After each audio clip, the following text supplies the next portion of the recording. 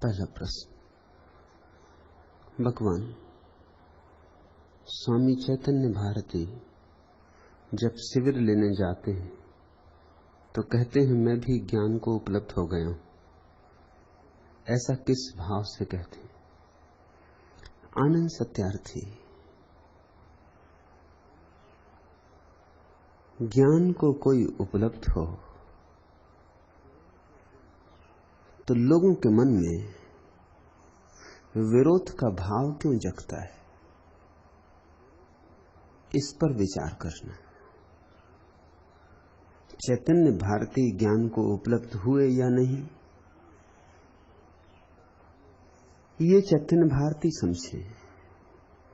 तुम्हें क्यों चिंता है, तुम्हें क्यों अड़चन है, इस पर विचार करना। चैतन्य भारती का ज्ञान या अज्ञान तुम्हारे जीवन की समस्या नहीं। दूसरे की समस्याओं को अपनी ना बनाओ। अपनी ही समस्याएं इतनी हैं कि हल हो जाएं तो परमात्मा को धन्यवाद देना। लेकिन कोई ज्ञान को उपलब्ध हो गया ऐसा कहा, सच हो कि झूठ, यह सवाल नहीं है कि लोगों को एकदम प्रतिरोध पैदा होता है, लोगों को चोट लगती, उनके अहंकार को चोट लगती। तो अरे चैतन्य भारती ज्ञान को उपलब्ध हो गए, यह कैसे हो सकता है? तुमने उनसे भी बड़ी घटना घटा रखी है कि तुम अज्ञान को उपलब्ध हो गए हो। यह ज्यादा बड़ा काम है, क्योंकि ज्ञान तो स्वाभाविक है, अज्ञान प्रभाव है। ज्ञान तो नैसर्गिक है, अज्ञान कृत्रिम है। ज्ञानी तो तुम पैदा हुए हो, अज्ञान तुम्हारा अर्जन है। जब कोई कहे कि मैं अज्ञान को उपलब्ध हो गया हूं, तब चमत्कार है। कोई ज्ञान को उपलब्ध हो जाए, इसमें चमत्कार कुछ भी नहीं। सभी को होना चाहिए ज्ञान को उपलब्ध। ज्ञान को उपलब्ध हो गया हूं ऐसा कहना भी ठीक नहीं, क्योंकि उपलब्ध तो हम उसको होते हैं जो हम नहीं हैं। ज्ञान तो हमारी स्वाभाविक दशा है, बोध तो हमारी आत्मा है, उसे तो हम लेकर ही आए, वह तो सदा सदा से हमारी स्थिति है। आश्चर्य तो यह है कि रोशनी अंधेरे में कैसे खो गई। आश्चर्य तो यह है कि जागना जिसका स्वभाव है वह सो कैसे गया। जब भी तुमसे कोई कहे आनंद सत्यार्थी कि मैं अज्ञानी हूं, तब चमत्कार को नमस्कार करना। ज्ञानी कोई कहे, इसमें क्या अड़चन? लेकिन लोगों को अड़चन होती, क्योंकि जब भी कोई कहता है मैं ज्ञानी, तो तुम्हारे भीतर चोट लगती, तुम्हारे अहंकार को, कि मेरे रहते और तुम ज्ञानी हो गए। अभी मैं भी नहीं हुआ ज्ञानी और तुम ज्ञानी हो गए। बर्दाश्त नहीं किया जा सकता। यह समझदार अगर हो तो कहोगे कि अरे चैतन्य भारती तक ज्ञान को उपलब्ध हो गए तो मैं भी हो जाऊं, अब अड़चन क्या रही? जब चैतन्य भारती ज्ञान को उपलब्ध हो सकते हैं तो आनंद सत्यार्थी क्यों नहीं हो सकते? प्रसन्न हो, कोई ज्ञान को उपलब्ध हो गया तो प्रसन्न हो, आनंदित हो, जश्न मनाओ कि एक और व्यक्ति ज्ञान को उपलब्ध हो गया, तुम्हारे लिए रास्ता और आसान हो गया। अज्ञानियों की पंक्ति थोड़ी छोटी हो गई, क्यों थोड़ा आगे सरका, तुम भी थोड़े आगे बढ़े। नहीं, लेकिन उल्टा होता है। किसी ने कहा कि मैं ज्ञान को उपलब्ध हुआ, कि तुम्हें चोट लगी, तुम्हें बेचैनी हुई।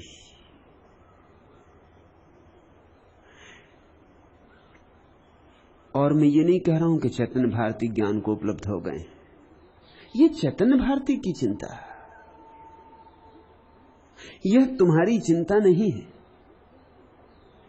और ऐसी व्यर्थ की चिंताओं में लोग सदियां गंवाते हैं, जन्मों को खो दिया है उन्होंने। अभी भी सोच रहे हैं अभी भी सोच रहे हैं कि बुद्ध ज्ञान को उपलब्ध हुए थे कि नहीं, कि महावीर वस्तुतः तीर्थंकर थे कि नहीं, कि जीसस वस्तुतः ईश्वर के बेटे थे या नहीं। अभी भी सोच रहे हैं। इतनी देर में तो तुम ही बुद्ध हो जाते, तुम ही महावीर हो जाते, तुम ही मोहम्मद हो जाते। इतनी देर में तो तुम्हारी ही कुरान पैदा हो गई होती। इतना समय इसमें गंवाया है।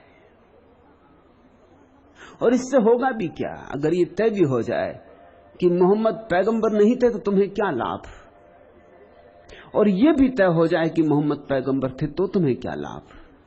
लाखों लोग मानते हैं कि मोहम्मद पैगंबर थे, लाभ क्या है? उतने ही लाखों मानते हैं कि नहीं थे, लाभ क्या है? दूसरा कहां है? इससे तुम्हें कोई लाभ होने वाला नहीं। ऐसे व्यर्थ के प्रश्न यहां लाओ ही मत। अपनी चिंता करो। समय ऐसे ही काफी गमाया है, और ना गमाओ।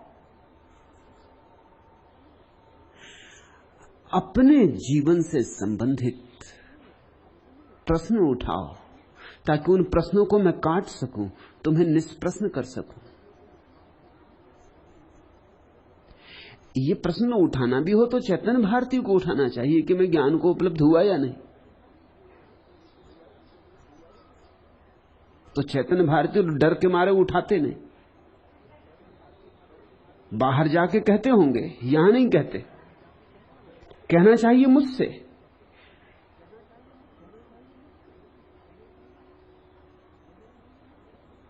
तुम चिंता ना करो चैतन्य भारती की। और जब कोई ज्ञान को उपलब्ध होगा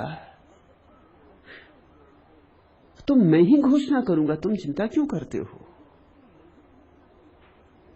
चैतन्य भारती ज्ञान को उपलब्ध होंगे तो चैतन्य भारती को कहने की जरूरत नहीं रहेगी, मैं कहूंगा, मैं गवाही रहूंगा। इतनी जल्दबाजी करोगे, अपने मुंह मियां मिट्ठू बनोगे, व्यर्थ की चिंताएं और व्यर्थ की समस्याओं में उलझ जाओगे। और फिर भी मैं तुमसे कहता हूं कि ज्ञान को उपलब्ध होना बड़ी घटना नहीं है, बहुत छोटी घटना, सरल घटना। सरल है इसीलिए कठिन है। इतनी सरल है, इतनी सुगम है, यही कठिनाई है। अहंकार कठिन बातों में रस लेता है, क्योंकि कठिन बातों में होती चुनौती। अहंकार चढ़ना चाहता गौरी शंकर, अहंकार जाना चाहता चांतारों पर। यह अहंकार है जिसने ज्ञान को बहुत बड़ी बात बना लिया है, खूब बड़ी बना ली बात। अब चढ़ने का मजा है, और शिखर पर झंडा गड़ा के चिल्ला के कहेंगे कि हम ज्ञान को उपलब्ध हो गए।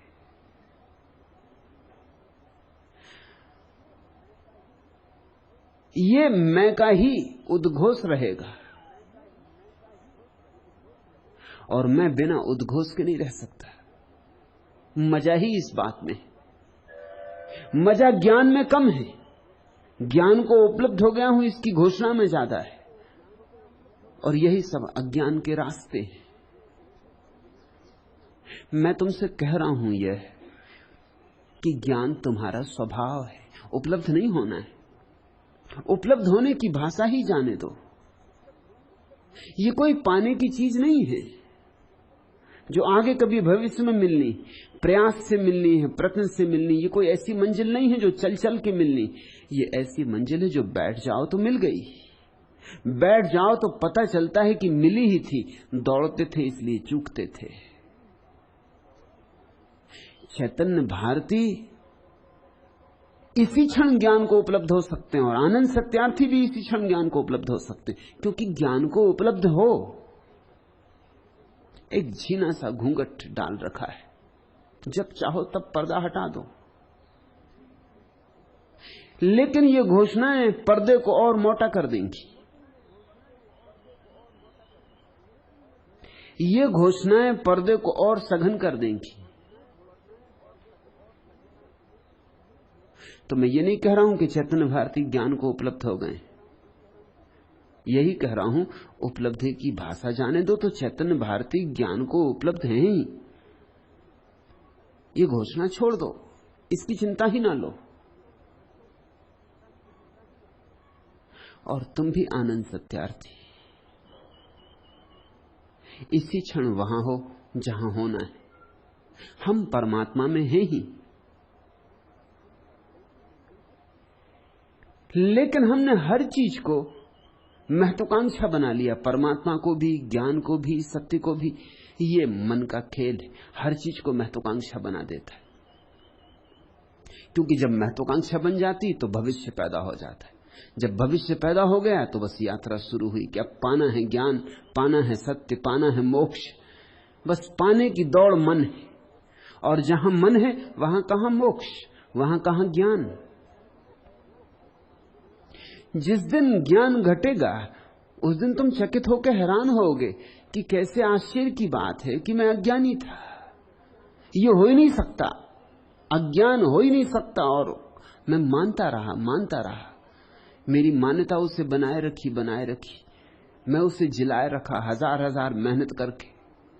और सबसे बड़ी मेहनत अज्ञान को बचाने की है कि ज्ञान पाना है। ये सबसे बड़ी आड़ है, ज्ञान पाना है। अर्थात आज तो होगा नहीं, कल होगा, और कल कभी आता नहीं। ज्ञान पाना है मतलब भविष्य की योजना बनानी है। अभी तो जैसे अज्ञानी है रहेंगे, कल ज्ञान को उपलब्ध होंगे। लेकिन ख्याल रखना, अगर आज अज्ञानी रहे तो अज्ञान की परत आज 24 घंटे और मजबूत होगी। अगर आज नहीं टूट सकती थी तो कल कैसे टूटेगी? कल तो टूटना और मुश्किल हो जाएगी। तोड़नी हो तो अभी, इसी क्षण, टालना मत। टाली कि सदा के लिए टाली, अभी या कभी नहीं। तुम सब ज्ञानी हो, ये मेरा उद्घोष। तुम अभी ज्ञानी हो, तुम्हें पता हो या ना हो। सारा अस्तित्व ज्ञानपूर्ण है, क्योंकि परमात्मा सबके भीतर मौजूद है। तुम ये उपलब्धि की भाषा छोड़ दो। तुम्हारे मन को चोट लगी कि चैतन्य भारती कहते हैं कि मैं ज्ञान को उपलब्ध हो गया, तुम्हें इस पर भरोसा नहीं आया। क्यों भरोसा ना आया? क्या अड़चन आई तुम्हें? यही अड़चन आई कि इतना कठिन काम और चैतन्य भारती ने कर लिया। इतना महाकठिन काम कभी कोई बुद्ध, कभी कोई महावीर कर पाता है, चैतन्य भारती कर ली। तुमने गौरी शंकर नाहक खड़ा कर रखा है। ज्ञान कोई गौरी शंकर नहीं, समतल भूमि पर चलना है। चलना भी कहना ठीक नहीं, समतल भूमि पर बैठना है। विश्राम है ज्ञान, विराम है ज्ञान।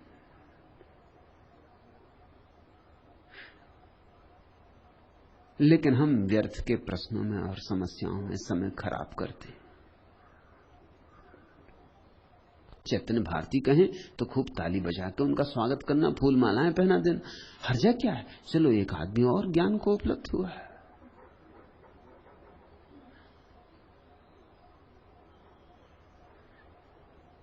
बैंड बाजे बजा देना, शहनाई बजा देना, और उत्फुल्ल होना, बुरा क्या है? कोई दुर्घटना तो नहीं घट गई।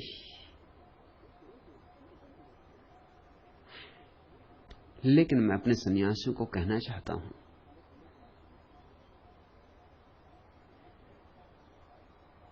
मैं तुम्हारी घोषणा करूंगा, जल्दी ना करो। जल्दबाजी अज्ञानी का लक्षण है। जब मैं तुम्हारे लिए बोल सकता हूं तो तुम चुप ही रहो। तुम बोल के अपने लिए व्यर्थ अड़चन खड़ी कर लोगे। और डर यह है कि तुम्हारे बोलने में कहीं अहंकार का रस्सी ना हो। ज्यादा संभावना यही है कि तुम्हारा ज्ञान, तुम्हारी समाधि, तुम्हारे अहंकार का नया आभूषण हो। तब ज्ञान तो और दूर हो जाएगा, समाधि और दूर हो जाएगी। और बजाय इसके कि तुम जागते, तुम और गहरी निद्रा में खो जाओगे। और मैं चाहता हूं कि तुम जागो। जाग जाओगे तो मैं दुनिया को कह दूंगा तुम घबराओ मत। मैं चाहता हूं लाखों लाखों लोग जागे। ये घटना इतनी सरल हो जानी चाहिए कि जो भी घड़ी भर शांत बैठना सीख ले वही जाग जाए। इतनी ही सरल बनाने की चेष्टा में संलग्न हूं। इसलिए मुझसे नाराज हैं साधु सन्यासी, क्योंकि उनकी बड़ी बड़ी दुर्धर साधना को, बड़ी कठिन साधना को, जिसका वो सदियों से गुणगान करते रहे और जिसको पाने में जन्म जन्म लगते, उन्होंने सन्यास को बड़ा कठोर और कठिन बना दिया था, असंभव बना दिया था। उस पर ऐसी शर्तें लगा दी थी कि कोई पूरी ही न कर पाए। मैंने सब शर्तें अलग कर ली हैं सन्यास से। इसका अर्थ समझते हो? सन्यास से सारी शर्तें अलग करने का अर्थ है कि मैंने निर्वाण से सारी शर्तें अलग कर ली। मैंने कह दिया कि तुम जैसे हो ऐसे ही पर्याप्त हो, जरा भी कुछ जोड़ना नहीं, जरा भी कुछ घटाना नहीं। तुम जैसे हो परमात्मा के प्यारे हो।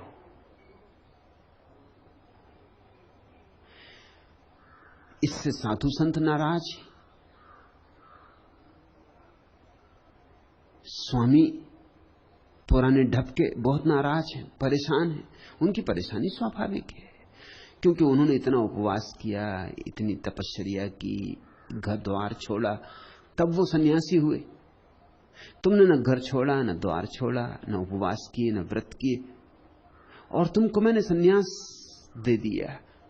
तुम इस इशारे को समझो। इसका अर्थ यह है कि मैं तुमसे यह कह रहा हूं कि सन्यास कोई पाने की बात नहीं है, सिर्फ समझ की एक छोटी सी किरण है। प्रयास नहीं है, सिर्फ बोध मात्र है। मगर जब ये बोध तुम्हें हो जाए तो तुम चकित होगे कि इस बोध को हो गया है, ऐसा किसी से कहने का भाव भी पैदा नहीं होगा। क्या कहना है? जो समझ सकते हैं समझ लेंगे। हां, तुम्हारा जीवन, तुम्हारा उठना बैठना प्रसादपूर्ण हो जाएगा। तुम्हारे एक एक शब्द में माधुर्य हो जाएगा, संगीत हो जाएगा। तुम्हारे पास जो आएंगे उन्हें प्रतीत होने लगेगी एक अपूर्व शीतलता। तुम्हारे पास बूंदाबांदी होने लगेगी, लोगों को खबर मिलने लगेगी, अपने से खबर मिलने लगेगी। और ये ज्यादा आनंदपूर्ण हुआ होता कि आनंद सत्यार्थी को पता चलता कि चैतन्य भारती ज्ञान को उपलब्ध हो गए। आनंद सत्यार्थी ये खबर लाते कि मुझे लगता है चैतन्य भारती ज्ञान को उपलब्ध हो गए। तब मजा बहुत होता है, तब आनंद बहुत होता है। मगर चैतन्य भारती ने घोषणा करके आनंद सत्यार्थी को और दुश्मन बना लिया। अब तो चैतन्य भारती किसी दिन ज्ञान को भी उपलब्ध हो जाएं तो भी आनंद सत्यार्थी को दिखाई नहीं पड़ेगा, क्योंकि वो कहेंगे तो पुराने ही घोषणा करते रहे।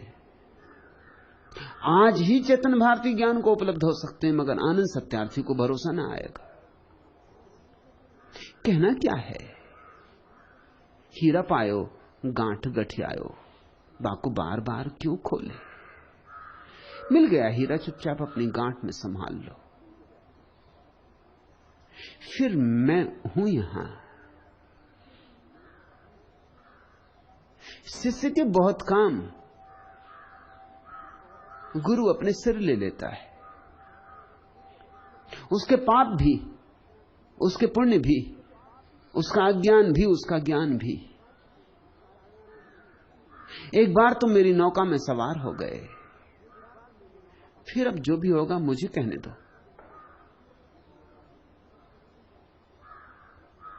तुम इस तरह की बातें कहोगे तो व्यर्थ की अड़चनें पैदा होंगी, लाभ नहीं होगा, किसी को हानि होगी।